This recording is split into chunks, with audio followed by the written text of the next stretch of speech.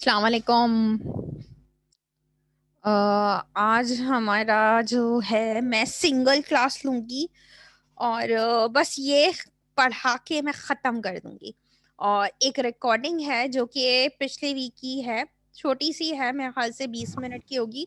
वो मैंने अभी अपलोड नहीं की है, वो भी अब मैं अपलोड कर दूंगी। न्यूक्लियर रिएक्टर की है।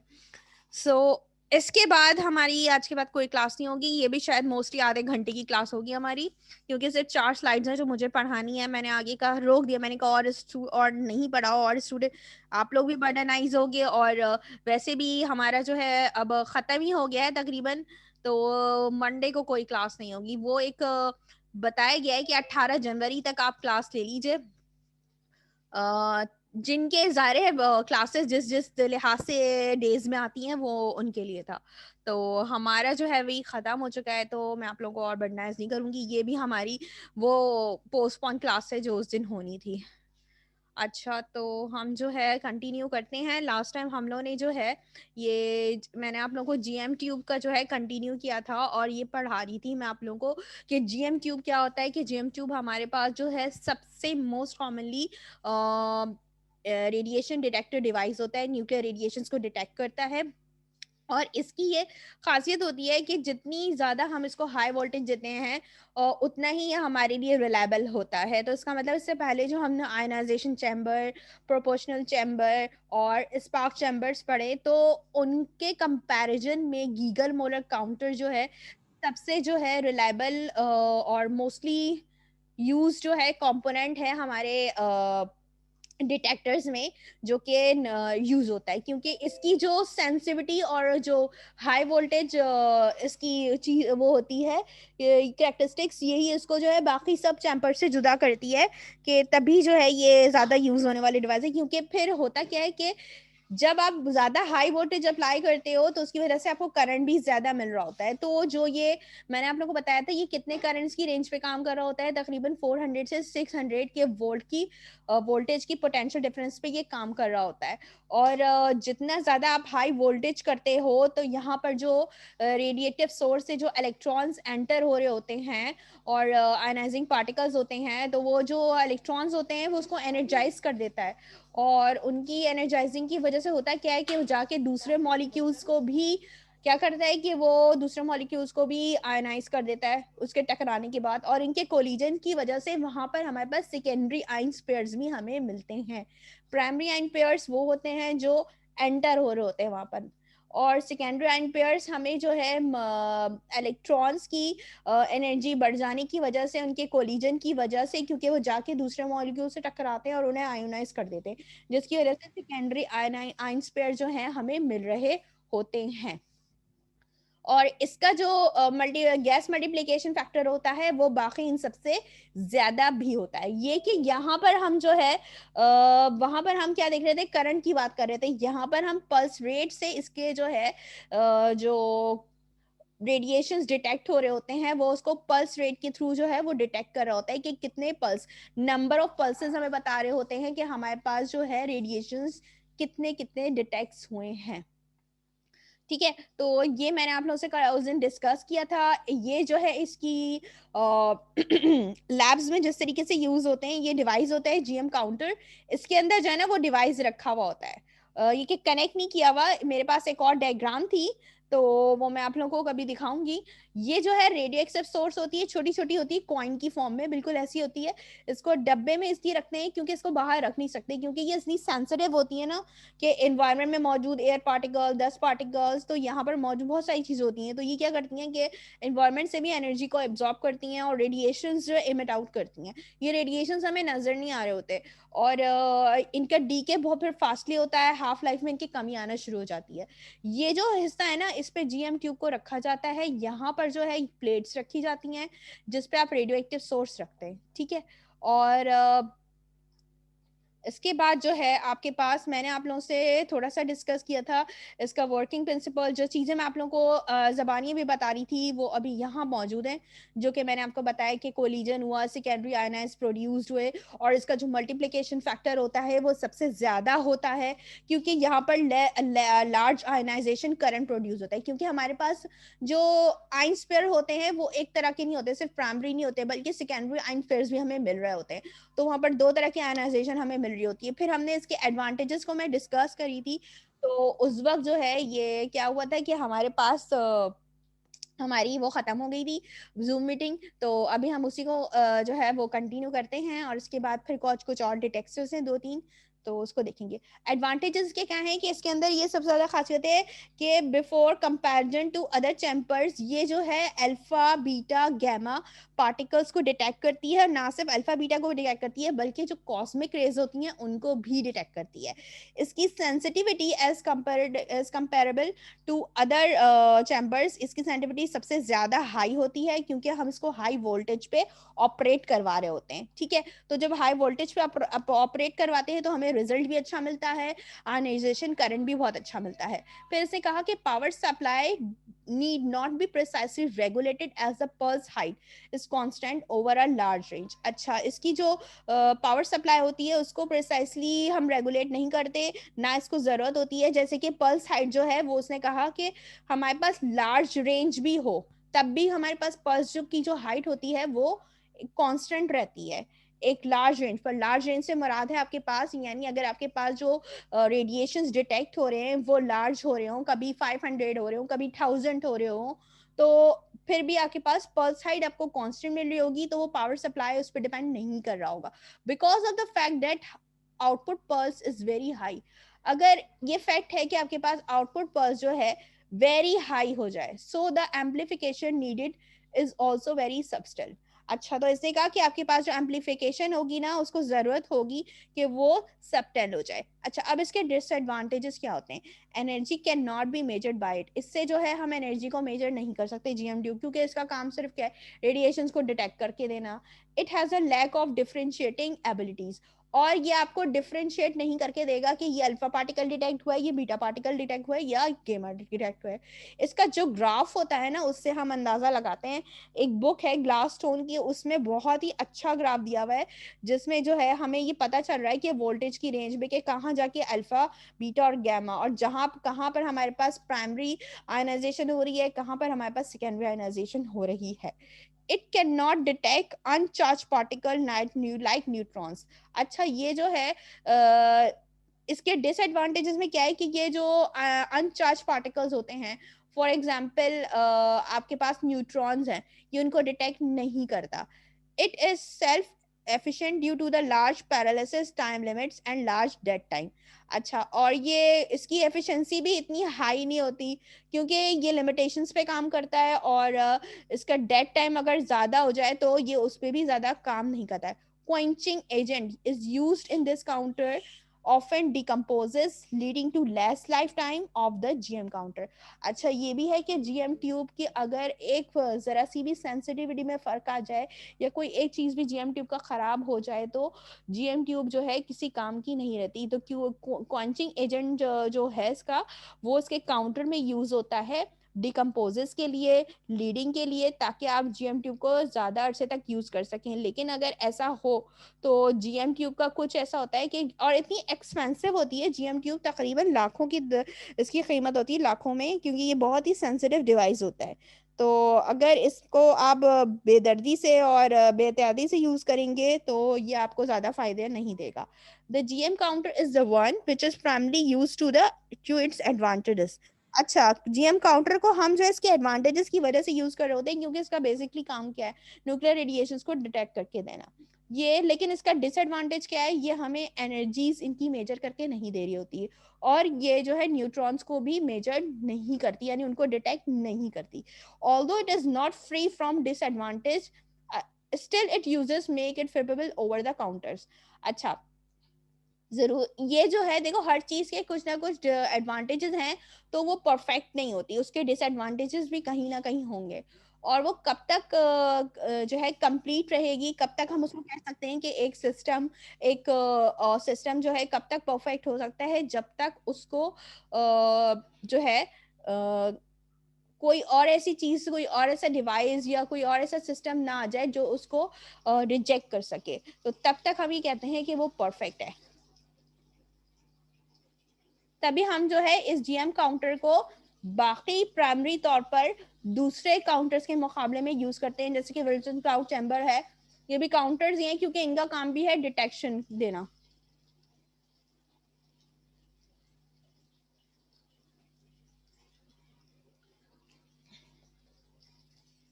अच्छा, सॉलिड स्टेट डिटेक्टर्स जो होते हैं ना, ये सेमीकंडक्टिव डिवाइस से बनते हैं।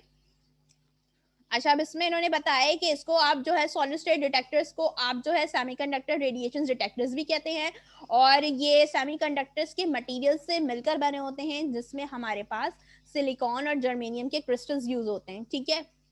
और उनके मीडियम को, ये जो हमारे अल्फा बीटा गैमा पार्टिकल्स हैं, उनको की डिटेक्शन के लिए इसको यूज किया जाता है। ये डिवाइस जो है असल में हमारे पास कंसेप्ट होते हैं पीएन जंक्शंस में, जिसमें हमारे पास जो which a pulse of current develops when a particle of ionising radiation traverses it. इसमें ये कह रहे हैं कि आपके पास ये डिवाइस कैसे काम करता है, कि डिवाइस जो है इसमें पीएन जंक्शन लगा होता है, जिसके अक्रॉस जो है आप पल्स रेट को डेवलप करवाते हैं, जब आयनाइजिंग रेडिएशन जो एंटर हो रहा होता है ना, वो ट्रांसफर्स हो जाए।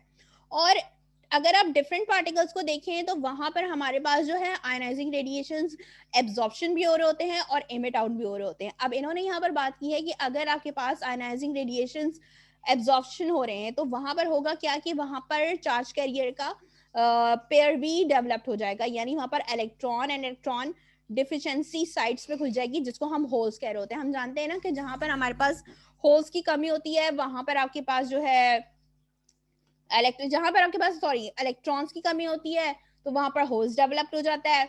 और लेकिन उस होल को भी फिल करने के लिए दूसरा इलेक्ट्रॉन आके जो है जम कर जाता है।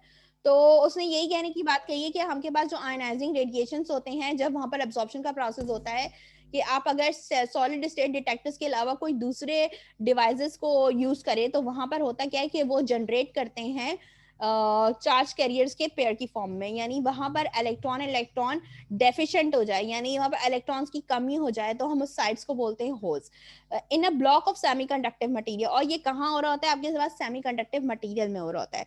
तो ये जो migration होती है of these carrier under the influence of a voltage maintained between the opposite faces of the block constituents a pulse of current। अब इन्होंने ये क्या कहा कि माइग्रेशन जो हो रही होती है आपके पास चार्ज कैरियर्स की, जब आप उसमें पोटेंशियल अप्लाई कर रहे होते हो ऑपोजिट फेसेस में, तो होता क्या है कि आपके पास वहां पर आपको पल्स करंट भी मिल रहा होता है, क्योंकि चार्ज कैरियर्स है मूव कर रहे हैं क्योंकि उनको एनर्जी मिल रही है। एनर्जी किस फॉर्म में मिल रही है? वोल्टेज की फॉर्म में मिल रही है। अब जाहिर है जब वो मूव करेंगे तो वहां पर करंट लाजमी आपको प्रोड्यूस होगा, और वहां पर करंट भी हमारे पास दो तरह का हो रहा होता है, एक होल करंट होता है, एक इलेक्ट्रॉन करंट होता है। होल करंट जो है हमें होल की वजह से मिल रहा होता है। The pulses created in this way are amplified recorded analysed to determine the energy. अच्छा अब देखो इन्होंने क्या ये सॉलिड स्टेट डिटेक्टर्स का फायदा है हमें, हमने जीएम ट्यूब में पढ़ा कि वो हमें सिर्फ न्यूक्लियर रेडिएशन को डिटेक्ट करके दे रहे हैं, हमें उनकी एनर्जी नहीं बता रहे। लेकिन ये जो हमारे पास सॉलिड स्टेट डिटेक्टर्स होते हैं इनको हम जो है ना उसमें भी यूज करते हैं न्यूट्रॉन्स की जो है डिटेक्शन के लिए। तो इसमें ये कह रहे हैं कि जो पल्स क्रिएट होती है वो इतनी एम्पलीफाइड होती है कि हम आसानी से उसको रिकॉर्ड कर सकते हैं और उस पल्स के को हम एनालाइज कर सकते हैं energy number of counts find करने के लिए और जो इंसिडेंट पर चार्ज पार्टिकल्स हैं उनको आइडेंटिफाई करने के लिए। यानी कहने का मतलब है कि जो रेडिएशंस जो उसमें एमिट आउट हुए हैं, जो रेडिएशंस उसमें हमें मिल रहे हैं, जो उसने डिटेक्ट किए हैं, आयन का नेचर क्या है, वो अल्फा है, बीटा है, या कोई और जो भी पार्टिकल्स का नेचर है। और इस डिटेक्टर्स की जो सेंसिटिविटी होती है ये बहुत ज्यादा होती है, is increase by operating them at low temperature commonly that liquid neutron -164 degree, और उसका फॉरेनहाइट में भी suppresses the random formation of charge carrier by thermal vibration. यानी इसकी जो सेंसिटिविटी होती है इस तरह के डिवाइसेस की सेंसिटिविटी को कैसे जो है बढ़ाया जा सकता है, जब आप इसको ऑपरेट करते हैं तो आप इसको ऑपरेट कर रहे होते हैं बहुत ही लो टेम्परेचर पे। जैसे कि इन्होंने मिसाल के तौर पर लिक्विड न्यूट्रॉन के लिए उन्होंने नाइट्रोजन के लिए उन्होंने टेम्परेचर दिया है -164। तो ये क्या करता है कि आपके पास जो है यहाँ पर जो चार्ज कैरियर होते हैं उनकी रैंडम फॉर्मेशन हो जाती है और by thermal vibration. Thermal vibration को हम ये कह सकते हैं कि जाहिर है आप अब वहां पर जो आपने टेम्परेचर अप्लाई किया है वो बहुत ही लो है, तो जिस वजह से वहां पर जो है बहुत जल्दी क्रिएशन नहीं होगी वहां पर जो है हमारे चार्ज कैरियर्स की, ना उनकी वेलोसिटी ज्यादा होगी, लेकिन वहां पर फॉर्मेशन जरूर होगी। और वो फॉर्मेशन कैसी होगी? रैंडम फॉर्मेशन होगी on the basis of thermal vibrations of the charge carrier because of low temperature. Messages को इसने किए हैं, आप ही लोगों ने नाम के लिए हैं चैट। अच्छा ठीक है। अच्छा सेमी कंडक्टर डिटेक्टर्स ये कह रहे हैं कि आपके पास ये जो चार्ज पार्टिकल है ये एनर्जी को लॉस करते हैं सॉलिड में रादर देन अ गैस। यानी अगर चार्ज पार्टिकल्स अगर अपनी एनर्जी को लॉस करते हैं सॉलिड में गैस के मुकाबले में, तो होता क्या है यहाँ पर सिमिलर प्रोसेस हो रहा होता है एक्साइटेशन का और आयनाइजेशन का, जैसे आप पहले देख चुके हैं। लेकिन इन मोस्ट लिक्विड और सॉलिड जो आपके पास जो रिजल्टिंग इलेक्ट्रिक चार्जेस मिल रहे होते हैं कैन नॉट बी, वो ट्रांसपोर्ट नहीं होते, क्योंकि वहां पर जो डिस्टेंस होता है ओवर एप्रिशिएबल डिस्टेंसेस तो thus can not serve on the basis of electrical signals. तो इन्होंने यहाँ पर क्या बता रहे हैं कि ये जो चार्ज पार्टिकल होते हैं जब ये एनर्जी लॉस करते हैं सॉलिड की फॉर्म में, रादर देन ये गैसेस की फॉर्म में ना हो, तो इनका जो एनर्जी का जो लॉस होता है बिल्कुल सिमिलर उसी तरीके से होता है जैसे हमारे पास आयनाइजेशन और एक्साइटेशन हो रही होती है। और ऐसा मोस्टली कहाँ किस में होता है, सॉलिड और इन लिक्विड में होता है, जहां पर हमारे पास रिजल्टिंग चार्ज पार्टिकल जो होते हैं वो एक खास एप्रिशिएबल डिस्टेंसेस पर ट्रांसपोर्ट नहीं हो पाते, जिसकी वजह से हम ये कहते हैं कि हम उसको सर्व नहीं कर सकते, यानी हम उनको कंसिडर नहीं कर सकते ऐसा इलेक्ट्रिकल सिग्नल्स।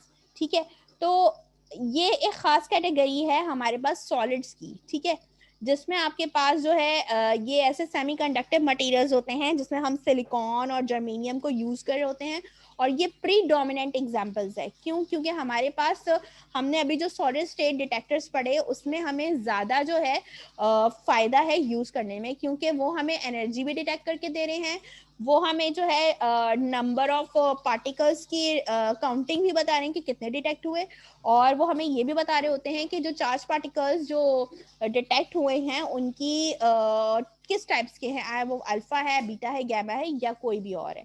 ठीक है, फिर उन्होंने बात की कि इस मटेरियल्स में जो चार्जेस क्रिएट होते हैं वो किस वजह से क्रिएट हो रहे होते हैं, रेडिएशंस की वजह से, because can be collected efficiently over distances of many centimetres, क्योंकि वो आसानी से कलेक्ट हो जाते हैं और बहुत इजीली जो है यानी इतना ज्यादा उसका कलेक्शन हो जाता है कि वो इतना असरअंदाज होता है कि आप जितने सेंटीमीटर्स पे भी देखना चाहें उसको, वो आसानी से उसको डिटेक्ट कर लेता है।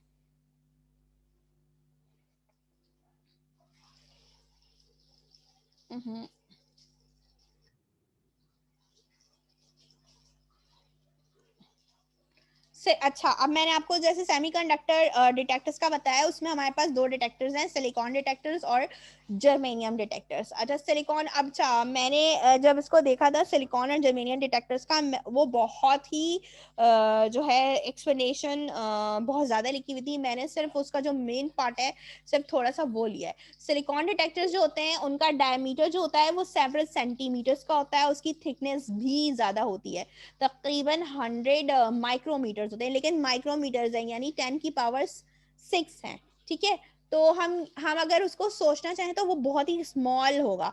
Are common choices for heavy charge particles. अच्छा, सिलिकॉन डिटेक्टर्स को हम किसके लिए यूज कर सकते हैं, क्योंकि इसने बताया कि उसके जो डायमीटर है सेवरल सेंटीमीटर्स तक होता है, यानी उसने जो ना असल में हमें क्या बताई है यहाँ पर, हमें उसने असल में रेंज बताई हुई है। ये जो सिलिकॉन डिटेक्टर्स है उसके डायमीटर की हमें जो है ना ये रेंज बताई है, सेवरल सेंटीमीटर्स तक, यानी इसकी तादाद नहीं पता, हम इसको ये कह सकते हैं कि 1000 या 100,000 सेंटीमीटर्स। और जो उसकी थिकनेस होती है यानी उसकी चौड़ाई, ठीक है, चौड़ाई, वो उसने बताई है कि वो कितनी होती है, 100 माइक्रोमीटर्स। और ये जो है फिर मोस्ट कॉमन चॉइस होती है कि किसके लिए, उन चार्ज पार्टिकल्स के लिए जो हैवी होते हैं। ठीक है, उनके डिटेक्शन के लिए हम जो है सिलिकॉन डिटेक्टर्स को यूज कर सकते हैं। ये जो है आपके पास फैब्रिकेटेड होते हैं क्योंकि एक्सट्रीमली प्योर होते हैं, ठीक है ना, क्योंकि ये इंट्रिंसिक सेमीकंडक्टर होते हैं, प्योरली और high resistive silicon, that is mildly n और पी टाइप। अच्छा, अगर देखो अब एक्सट्रीमली प्योर तो उन्होंने कहा, और एक और चीज की हाईली रेजिस्टिव सिलिकॉन, इसका मतलब है कि इसकी जो रेजिस्टिविटी बहुत ज्यादा होती है। ठीक है, then it is mightily anti p type owing to residual dopants. Doping क्या है, अब डोपिंग का तो हमें यही पता है कि डोपिंग जो है एक ऐसा प्रोसेस होता है जिसमें हम इम्प्योरिटी को ऐड कर रहे होते हैं। ठीक है, तो इसने इन्होंने ये जो मैंने आपसे कहा ना, टू रेजिडुअल डोपेनेंट, रेजिडुअल्स क्या होते हैं, रेजिडुअल जैसे एक बेकार सी चीज होती है ना, लेकिन कभी कभार वो भी काम की होती है, जो गैर जरूरी चीज होती है जिसको हम कचरा कह रहे होते हैं या फिर मिसिंग पर्सन्स कह रहे होते हैं। तो ये जो रेजिडुअल्स होते हैं ये भी कभी ना कभी खास काम के होते हैं, हम इसको कचरा फेंक देते हैं, समझ कर फेंक देते हैं, लेकिन दुनिया में आजकल जितनी तरक्की हो गई है कि जैसे कि हम कचरा होता है, कचरे को हम अगर यूज करना चाहें तो उसको रिसाइकल करके बहुत बेहतर तरीके से बहुत सारी चीजों में इसको यूज किया जा सकता है, इससे पैसा भी बचता है। तो लेकिन हम है उसको जला देते हैं और उससे जो है हम और जो है वो अपनी सेहत के लिए जो है जो है वो क्या करते हैं कि वो चीज़ हमारे लिए नुकसानदेह साबित होती है।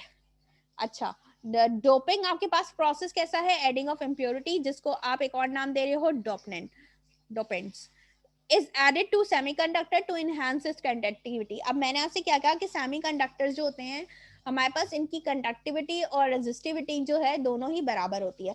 लेकिन अब इसने कहा कि आप प्योरली सिलिकॉन डिवाइस अगर आप ले रहे हैं तो उसमें क्या होगा, उसकी सेंसिटिविटी, उसकी जो रेजिस्टिविटी है वो बहुत ज्यादा हाई होती है।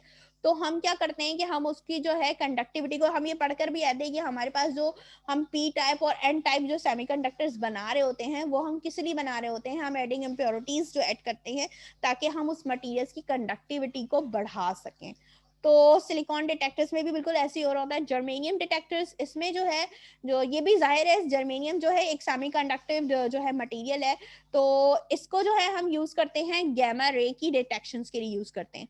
अब देखो यहाँ पर इन्होंने लिखा है स्पेक्ट्रोस्कोपी। स्पेक्ट्रोस्कोपी में ज्यादातर हम जो है ना पढ़ते हैं स्पेक्ट्रम के बारे में, वेवलेंथ के बारे में, तो इसके थ्रू जो है हम आइडेंटिफाई करते हैं एलिमेंट्स की, एलिमेंट्स को on the basis of their spectrum and wavelength. However, it is advantageous to choosing germanium rather than silicon। अब ये कह रहे हैं कि ये हमारे लिए बहुत फायदेमंद होता है कि अगर हम जर्मेनियम को सेलेक्ट करें किसके मुकाबले में, as comparable to silicon for a detector material. क्यों? क्योंकि हमारे पास जो उसका एटॉमिक नंबर होता है 32 होता है, जबकि germanium has a much proto photo electric cross section than silicon. अच्छा, हमारे पास जो है ये जो कैलकुलेटर्स होते हैं, हमारे जो फोटो सेल्स होते हैं, सोलर सेल्स होते हैं, आप अगर कभी इसकी कॉम्पोजिशन या इसके स्ट्रक्चर प्रॉपर्टीज पे जाएगा ना तो उनकी कॉम्पोजिशन में भी ये सेमीकंडक्टिव डिवाइस होते हैं ना, ये भी उसमें यूज हो रहे होते हैं। तो आपके पास इसने कहा कि इसका जो एटॉमिक नंबर होता है 32 होता है, जबकि जर्मेनियम जो होता है वो highly photo electric cross section device होता है सिलिकॉन के मुकाबले में, क्योंकि आपके पास इसका एटॉमिक नंबर क्या होता है 14 होता है। सो इसका मतलब है कि आपके पास ज्यादा एब्जॉर्प्शन के चांसेस किसके पास हैं, ज्यादा एब्जॉर्प्शन के चांसेस आपके पास जर्मेनियम के पास है, क्योंकि उसने क्या लिखा है, as the probability of photo electric electron absorption varies approximately as Z 4.5। तो इसका मतलब है कि हमारे पास जो है सबसे ज्यादा एब्जॉर्प्शन किस में होगी, जर्मेनियम में होगी। इसलिए वो कह रहे हैं कि जर्मेनियम को जो है ज्यादा यूज किया जाता है as a detector device silicon के, एज कंपेरेबल टू सिलिकॉन। क्योंकि हमने स्टेबिलिटी भी देखी थी ना, तो हमारे पास जो है वैसे तो हमने एक चीज देखी थी कि हमारे पास जर्मेनियम और सिलिकॉन को कंपेयर करके उसके ग्राउंड स्टेट की बेसिस पर। अच्छा, आगे ये हमारे पास आयनाइजेशन चैम्बर और प्रोपोर्शन चैम्बर्स की कुछ एप्लीकेशन है कि इनका कहाँ क्या यूज होता है। न्यूक्लियर इंडस्ट्री में यूज होता है, जहां पर आप इसको जो है constant high dose rate is being measured. आप इसको, इसका जो डोजरिंग रेट होते हैं वो एक तो constant, where a constant high dose rate, यानी इसका जो कांस्टेंट डोज रेट होता है वो हाईली कांस्टेंट होता है। और इसको किस लिए यूज किया जा रहा होता है कि आप इसकी जो है जो जीएम ट्यूब्स होती हैं वो एक स्टैंडर्ड रेट पे काम कर रही होती हैं, लेकिन इनको जो है एक हाई लेवल पे ऑपरेट करने के लिए हम क्या करते हैं, इसका डोजिंग रेट बढ़ा देते हैं ताकि हमें गैस का ब्रेकडाउन इतना सफर ना करना पड़े। स्मोक डिटेक्टर्स होते हैं, क्योंकि ये जो है अगर आप घर में भी यूज करना चाहें ना आइसोलेशन चैम्बर को, तो उसमें भी क्या करते हैं कि वहां पर भी यूज होते हैं और अल्फा एमीटर्स को, अल्फा पार्टिकल्स को डिटेक्ट करते हैं।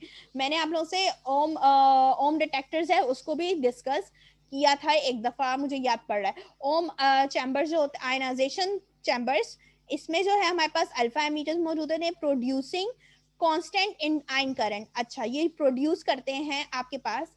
अच्छा, मैंने आपसे कहा कि आयनाइजेशन चैम्बर जो होते हैं वो किस तरीके के पार्टिकल्स को डिटेक्ट कर सकते हैं, ये अल्फा पार्टिकल्स को डिटेक्ट कर सकते हैं और इनके ये प्रोड्यूस कर सकते हैं ion current for a constant rating. जैसे ही इसमें जो है धुआं एंटर होता है तो वो क्या करता है, करंट को डिस्टर्ब कर देता है। तो होता क्या है कि यहाँ पर जो आइंस होते हैं वो स्ट्राइक करते हैं जाके आपके पास किस पे, स्मोक के पार्टिकल्स पे, और वो उससे जब टकराते हैं तो न्यूट्रलाइज हो जाते हैं। क्योंकि अब होगा क्या, कुछ पॉजिटिव भी होंगे कुछ नेगेटिव्स भी होंगे, जब पॉजिटिव और नेगेटिव टकराता है तो वो न्यूट्रलाइज हो जाता है। This drop in current trigger the alarm, और फिर हमें क्या होगा कि हमें करंट मिलेगा, और किसके थ्रू मिलेगा, वहां पर जो अलार्म होगा वो बजना शुरू हो जाएगा। अच्छा, इसका जो है आयनाइजेशन चैम्बर का मेडिकल यूज भी होता है, मेडिकल रेडिएशन मेजर को, मेडिकल जो रेडिएशन होते हैं उसको भी मेजर करने के लिए यूज किया जाता है। Ionisation chamber use to ensure the dose developed for a therapy unit. अच्छा, जो थेरेपी के लिए जो हमें जो डोजिंग दी जाती है लोगों को, उसकी मेजरमेंट के लिए भी हम आयनाइजेशन चैम्बर को यूज करते हैं कि कितना रेडिएशन उसकी बॉडी में गया है या कितना वो बर्दाश्त कर सकता है, उसकी कैपेबिलिटी कितनी है। इसके बाद प्रोपोर्शनल चैम्बर आता है। प्रोपोर्शनल चैम्बर में हम इसको वही स्टैंडर्ड लेबोरेटरीज में जो होती है वहां पर यूज करते हैं, और हॉस्पिटल्स में यूज कर सकते हैं, और अपनी फिजिक्स की लैब रिसर्च में। और ज्यादा जो इसका यूज होता है आपके पास मेडिकल सेंटर्स में यूज होता है। The white chamber is a multi-electrode form of proportional counter used as a research tool. अच्छा, ये जो white chamber होता है इसमें लगा होता है जो कि कैसी फॉर्म है, मल्टी इलेक्ट्रोड फॉर्म है प्रोपोर्शनल काउंटर की, जिसको हम रिसर्च टूल के तौर पर यूज कर सकते हैं। देखो, आयनाइजेशन चैम्बर और प्रोपोर्शनल काउंटर्स में हमारे पास जो है सेंसिटिविटी का डिफरेंस है। Proportional counter, spark counter ionisation chamber की ही तरह काम कर रहा होता है क्योंकि ये गैस फिल्ड डिटेक्टर्स होते हैं, लेकिन सेंसिटिविटी का इनमें डिफरेंस भी है और कुछ एप्लीकेशंस का भी डिफरेंस है। अब इन्होंने कहा कि हमारे पास जो प्रोपोर्शनल काउंटर होते हैं उसकी जो है एक फॉर्म होती है वो मल्टी इलेक्ट्रोड फॉर्म होती है, उसमें वाइट चैम्बर लगा होता है जिसको हम रिसर्च टूल के तौर पर यूज कर सकते हैं। और इसकी जो प्रोपोर्शनैलिटी होती है किसके दरमियान, चार्ज पार्टिकल्स की एनर्जी के दरमियान, जो कि ट्रेवल कर रहे होते हैं चैम्बर से कहां पर, total charge created makes proportional counter useful for the charge particle spectroscopy. ये कह रहा है कि जो इसकी चार्ज पार्टिकल के दरमियान की चार्ज पार्टिकल्स की एनर्जी के दरमियान की जो प्रोपोर्शनैलिटी होती है, और वो चार्ज पार्टिकल जो कि ट्रेवल कर रहे होते हैं चैम्बर से, एंड वो टोटल चार्ज जो कि क्रिएट हो रहे होते हैं किसकी वजह से, उन चार्ज पार्टिकल्स की वजह से जो एंटर हुए हैं वहां पर, क्योंकि वो क्या करते हैं वहां पर मौजूद गैस पार्टिकल से टकराते हैं और मैक्सिमम आयन पेयर आपके पास और प्रोड्यूस्ड होते हैं। तो प्रोपोर्शनल काउंटर जो होता है वो हाई फोटोन डिटेक्शन के लिए बहुत यूजफुल होता है, गैमा रेस के लिए यूजफुल होता है, और हाईली पेनिट्रेटिंग इसकी एंट्रेंस विंडो होती है, और इसको एक्स रेस की डिटेक्शन के लिए यूज किया जाता है जब आपके पास एनर्जी कितनी हो, 1 किलोवोल्ट से आपके पास लो एनर्जी हो, तो वो जो है एक्सरेज को भी डिटेक्ट कर लेता है। और इसकी जो वॉल्ड होती है वो थिन्स होती हैं, तभी इसको जो है ना एटमॉस्फेरिक प्रेशर जो होता है वहां पर भी आप इसको यूज कर सकते हैं। They are used extensively. अच्छा, इसका जो एक्सटेंसिव यूज होता है, सबसे ज्यादा हमने इसका एक्सटेंसिव यूज क्या पढ़ा है, रेडिएशंस की डिटेक्शन के लिए। तो यहाँ पर उन्होंने यही बताया कि फ्लैट सरफेसेस हो या टूल्स हो या क्लोथिंग हो, तो वहां पर भी प्रोपोर्शनल चैम्पर्स के, अगर आपके पास किसी कपड़े से भी अगर रेडिएशन सिमिट आउट हो रहे हैं, क्योंकि कपड़े भी सेंसिटिव होते हैं, अगर वो जल जाए या वहां पर आपने कोई, आप किसी ऐसे हिस्से में चले जाएं जहां पर जो है रेडिएशन जो है वो क्या हो रही है कि निकल रही है, आपकी जो क्लोथिंग होती है वो भी उस रेडिएशन से, आपकी बॉडी, ये सब चीजें जो है इससे क्या होती हैं, असरअंदाज होती हैं। तो ये उसको भी डिटेक्ट करने के लिए यूज होता है। ठीक है, अब प्रोपोर्शनल काउंटर के एडवांटेजेस एंड डिसएडवांटेजेस हैं। अभी मैंने आप लोगों से एप्लीकेशन डिस्कस की, ठीक है।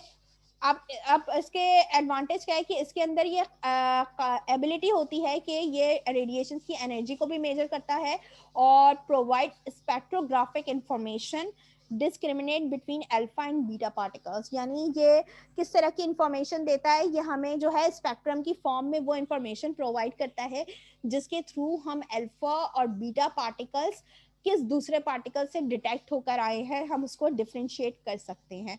और ये जो डिटेक्टर्स होते हैं इनके लिए, जो डिटेक्शंस के लिए ये डिटेक्ट कर सकते हैं अगर हम जो है किसी large area detectors can be constructed, और इसके लिए जो है ना हमें ये जो डिटेक्टर्स होते हैं ये लार्ज एरिया के पे अगर रेडिएशंस इमिट आउट हो रहे हो तो वहां पर भी इसका यूज है।